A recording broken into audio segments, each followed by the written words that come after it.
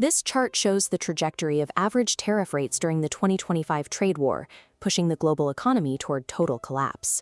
By year's end, tariffs reached a peak of 145%, threatening to dismantle the trade foundations of both nations. To halt that freefall, a historic bilateral summit was convened in Beijing from May 13th to the 15th, 2026. The U.S. delegation arrived with heavy-hitting financial leadership, including Treasury Secretary Scott Bessent, to begin the process of quiet bipartisan de-escalation. Secretary of State Marco Rubio was also at the table, taking a lead role in the negotiations, despite the fact that he remained under active Chinese sanctions at the time. This produced a fragile détente, a functioning diplomatic facade maintained by both sides to prevent an immediate mutual economic collapse. To walk back from the 2025 tariff spikes, both nations established a reciprocal trade framework designed to replace the chaos of the previous year with a model of managed trade. Under this deal, China committed to multi-billion-dollar purchase agreements over 3 years, specifically targeting American Boeing aircraft, beef, and vast fields of soybeans.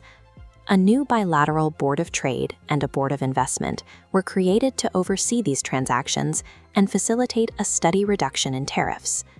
The pragmatism extended into the Middle East.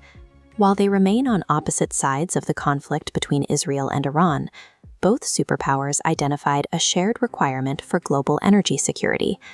They reached a rare consensus on 2 points. The Strait of Hormuz must remain open to international shipping, and Iran must be prevented from acquiring nuclear weapons.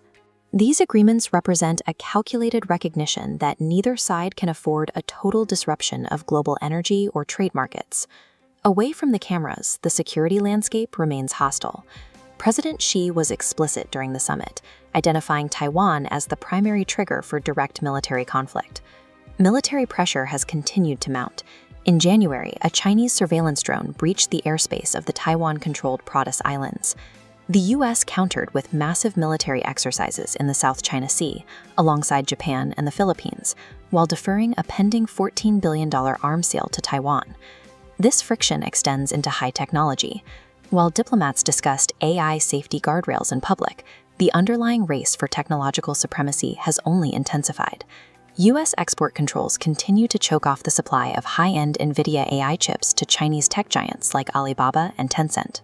In response, China is doubling down on a $150 billion state-directed investment program to achieve total domestic self-reliance in chips and software. Both nations are using bureaucratic trade boards to manage the economic present, while simultaneously weaponizing silicon and warships to prepare for a different future. These actions are driven by intense cynicism. Washington and Beijing aren't seeking to align on values.